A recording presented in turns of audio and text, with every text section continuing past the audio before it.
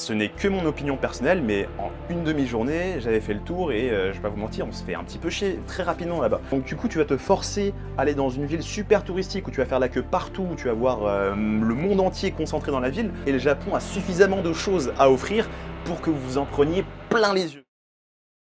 Salut à toi et bienvenue dans Japania. Ça faisait longtemps, écoute, aujourd'hui on va parler de mon unpopular opinion sur l'itinéraire que choisissent les touristes quand ils viennent au Japon. Un unpopular opinion, c'est quoi? C'est quand tu partages un avis qui est différent de celui de la majorité. C'est-à-dire que moi, je dis bien pour moi, les amis, il y a trop de touristes qui font des itinéraires éclatés au sol quand ils viennent au Japon. voyager dans le Kansai pour un premier voyage au Japon, c'est-à-dire faire Kyoto, Osaka, Nara, c'est pas quelque chose qui est obligé. T'as plein d'autres régions dans le Japon qui sont tout aussi sympathiques et qui valent autant le coup que d'aller se taper un truc super touristique, blindé de monde, etc. où tu vas peut-être moins kiffer que si t'allais dans une autre ville moins cotée. Et bien sûr, dans cette vidéo, je ne vais pas juste vous dire pourquoi est-ce que je trouve que cet itinéraire il est surcoté. Non, je vais aussi vous donner des alternatives pour pouvoir sortir des sentiers battus et passer de bonnes vacances, voilà, en dehors des sentiers touristiques là.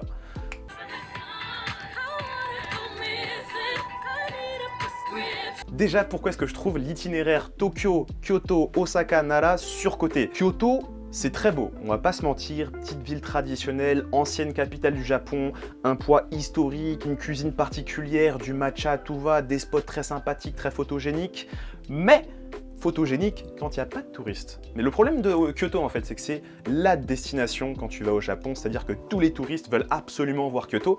Et le truc c'est que entre l'image que tu as de Kyoto, donc tes expectations versus la réalité, il y a quand même un gap d'écart. Je vais pas vous mentir, Kyoto, je n'ai jamais autant profité de la ville que pendant le coronavirus. C'est-à-dire que pendant cette période-là, vu qu'il n'y avait pas de touristes, les rues étaient désertes, c'est-à-dire qu'il n'y avait vraiment pas beaucoup de monde et tu pouvais vraiment sentir et voir et profiter des charmes des rues. Mais le problème, c'est que quand tu as tous les touristes du monde entier qui viennent dans cette ville et qui sont dans tous les spots touristiques, je peux te dire, tu kiffes pas de la même façon, tu vois, ça perd un peu de son charme, c'est pas aussi sympathique. Et l'un des rares moments pour vraiment profiter de ces lieux, c'est si tu te lèves à 5 h du mat et que t'évites vraiment la horde de touristes. Mais même ça, je pense que tout le monde se fait la même idée et se dit, bon allez, je vais mettre l'alarme à 5 h du mat et je vais profiter de mon Fushiminari avant qu'il y ait tout le monde. Eh bah, résultat des courses, tu vas avoir quand même pas mal de monde là-bas. Après, j'entends bien l'argument du « ouais, mais tu vas au Japon, t'es obligé de faire Kyoto, c'est un grand classique. » Donc du coup, tu vas te forcer à aller dans une ville super touristique où tu vas faire la queue partout, où tu vas voir le monde entier concentré dans la ville, alors que tu pourrais aller dans une autre ville, dans une atmosphère un peu plus authentique, plus relax, moins de monde, et qui fait tout autant, et même avoir plus peut-être de chances de rencontrer des locaux, etc. et de se faire des expériences de zinzin qui te seront uniques. Je sais pas, hein. Par exemple, c'est tous les Japonais quand ils viennent en France, il y a deux endroits qu'ils ont envie de voir. Il y a bien entendu Paris, normal, tu sais, tu viens dans un pays, tu te fais la capitale, tu kiffes, c'est normal. Donc c'est pareil, quand un Français va à Tokyo, normal, legit, tu vois. Et la deuxième chose qu'ont envie de voir les Japonais quand ils viennent en France, c'est quoi? C'est le Mont Saint-Michel. Ils ont tous envie de voir le Mont Saint-Michel. Le Mont Saint-Michel. Alors attention, c'est un bête d'endroit, c'est beau, c'est au patrimoine culturel, c'est très sympa. Est-ce que ça vaut vraiment le coup d'aller au Mont Saint-Michel, qui est assez difficile d'accès au final, pour aller taper l'omelette? Parce que oui, les Japonais, quand ils vont au Mont Saint-Michel, ils ont tous envie de se taper l'omelette. Hein. Je sais pas, il y a eu du marketing de zinzin qui a été fait autour de cette omelette. L'omelette, elle est franchement éclatée au sol, je suis désolé, dans ma cuisine, je fais mieux. En vrai de vrai, est-ce que vous pensez que c'est pas mieux d'aller genre en Côte d'Azur? Genre, je sais pas, Nice, Cannes, Antibes, se balader, voir un petit peu cette culture du Sud, les petites villes de Provence, tout ça, voire aller en Alsace, les petits villages comme ça, vraiment un peu à l'allemande, tu vois, avec Strasbourg, je sais pas, ou même aller en Aquitaine, Bordeaux, de très belles villes. Est-ce que ça vaut pas plus le coup peut-être que le Mont Saint-Michel, qui au final, bah c'est sympa, mais tu fais vite le tour, tu vois. Donc voilà, par rapport à la France, après, tu vois, il n'y a pas une destination qui est mieux que l'autre en soi, donc ça dépend juste de tes goûts. Il y a personne qui dit ouais mais non, tu es en France, t'es obligé d'aller là. Non, en fait oui, tu vas aller à Paris, mais après tout le reste c'est en fonction de ce que tu as envie de faire et tes envies. Tokyo, t'es obligé de le faire, c'est le grand classique, mais après personne t'a dit il faut que tu ailles à Kyoto. Toi tu vas à Kyoto, tu te dis ouais mais c'est vraiment le Japon à l'ancienne, traditionnel, les petites villes où t'as pas trop de building, c'est vraiment une autre architecture, c'est une cuisine vraiment particulière, voilà, le matcha, tout ça. Et si tu veux ce genre de caractéristiques, t'as ce genre de caractéristiques dans plein d'autres villes du Japon, par exemple Kanazawa, mais on reviendra là-dessus un petit peu plus tard. Donc la suite du programme du touriste basique, c'est après Kyoto, ça va être Osaka, ça fait partie du triptyque classique. Donc Osaka, les touristes ils y vont parce que ouais mais attends, Osaka, les gens sont incroyables, ils sont beaucoup plus chaleureux, ils sont beaucoup plus drôles que les gens à Tokyo, ils sont... franchement, les gens d'Osaka, c'est les meilleurs de tout le Japon. Ouais, mais le truc c'est que si tu parles pas japonais, tu vas pas sentir la différence en fait. Ils vont se comporter plus ou moins de la même façon que des Tokyoïtes, etc.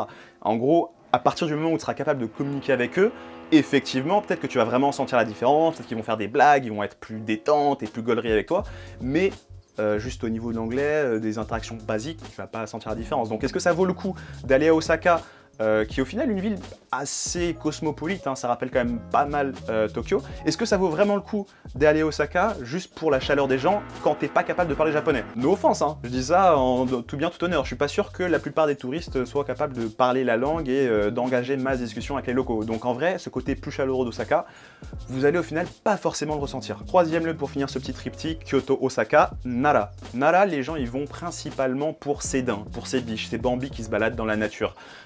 Ouais, il y a aussi un temple qui est assez sympathique, mais en vrai, Nara, ce n'est que mon opinion personnelle, mais en une demi-journée, j'avais fait le tour et je vais pas vous mentir, on se fait un petit peu chier très rapidement là-bas. Ouais, les bambis sont sympas, mais si tu veux voir des bambis, encore une fois, il y a des villes où tu as le même phénomène où les bambis se baladent dans la nature avec un cadre qui est beaucoup plus sympathique, avec beaucoup plus de choses à faire. Par exemple, ce sera le cas de Miyajima à côté de Hiroshima. Attention, là je fais un peu mon hater du Kansai, alors que j'aime beaucoup la région, hein, c'est très sympa, il y a plein de trucs très cool à voir, mais c'est pas genre l'endroit que tu es obligé de faire après Tokyo. C'est-à-dire après Tokyo, tu peux très bien décider d'aller autre part. Tu ne passeras pas à côté de quelque chose, tu te feras une autre expérience qui sera différente. Explorer, sortez des sentiers battus.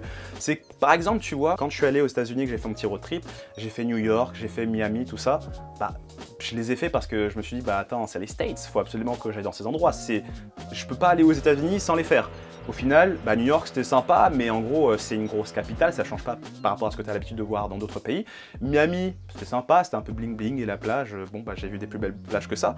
Et en fait, la ville, moi, qui m'a le plus marqué aux États-Unis, où j'ai passé le meilleur moment et j'ai le plus kiffé, c'était la Nouvelle-Orléans. Donc tu vois, tu te dis, bon bah tu sors un peu des sentiers battus, pas grand monde va forcément faire du tourisme à la Nouvelle-Orléans, et pourtant c'était une ville de dingue, c'était incroyable, et c'est là où j'ai eu mon meilleur souvenir aux États-Unis. En Asie, il y a plein de pays dans lesquels je suis pas encore allé, des gros pays où tout le monde va parce qu'il faut les faire, c'est-à-dire l'Indonésie, Singapour, même la Chine, tout ça. C'est des pays, bon bah je me dis j'irai un jour, mais je vais pas me dire putain là j'ai fait Japon-Corée, il faut absolument maintenant que j'aille dans ces pays-là, faut que je fasse ma to-do list.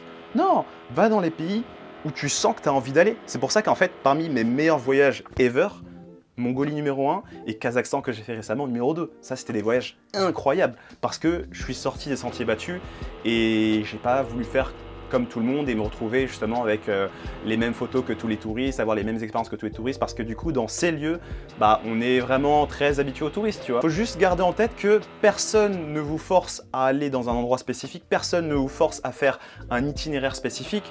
Vous êtes libre, même si vous voulez commencer en dehors de Tokyo, vous pouvez le faire. Vous êtes libre, vous êtes libre, vous êtes libre et le Japon a suffisamment de choses à offrir pour que vous en preniez plein les yeux. Maintenant, ceci étant dit, je peux pas juste être là à faire le hater en mode ton itinéraire il est claqué au sol, point barre. Non, faut que je sois quand même force de proposition. Je vais vous donner quelques alternatives qui sont très sympas pour justement passer des bêtes de vacances, faire un bête de trip, sans passer par le Kansai. Que je rappelle, attention, c'est sympa de visiter, mais faites-le vraiment si vous sentez que vous avez absolument envie d'y aller. Sinon, vous avez ces autres possibilités. Voilà. Ma recommandation numéro 1, c'est ma région coup de cœur, la région d'Hiroshima. La région d'Hiroshima, elle regroupe plusieurs villes. Il y a par exemple Hiroshima-shi, donc la ville d'Hiroshima, une ville très sympa qui a été entièrement reconstruite après les événements de la Seconde Guerre mondiale, avec un vrai côté historique, mais aussi une forte identité culinaire, avec ses Hiroshima Yaki et plein d'autres plats vraiment qui sont propres au coin. Il y a une sorte de forte identité culturelle et un fort sentiment en fait d'appartenance à cette région, tu vois. Les gens sont fiers d'être d'Hiroshima, ils sont fiers de l'histoire de leur région, ils sont fiers de venir de ce patelin, tu vois. Donc ça, moi j'aime bien les gens qui sont comme ça, et donc les gens d'Hiroshima en général sont super sympas. Moi j'ai eu que des bonnes expériences avec les gens d'Hiroshima. Bonjour, France.そう、フランス語。アンリ。あ、チェリーアムリ。アンリ。Oh my god、知ってるの？アンリアンリ。すごいですね。リベリー、リベリー。あ、フランクリベリー。リベリー。すごい。自然時短。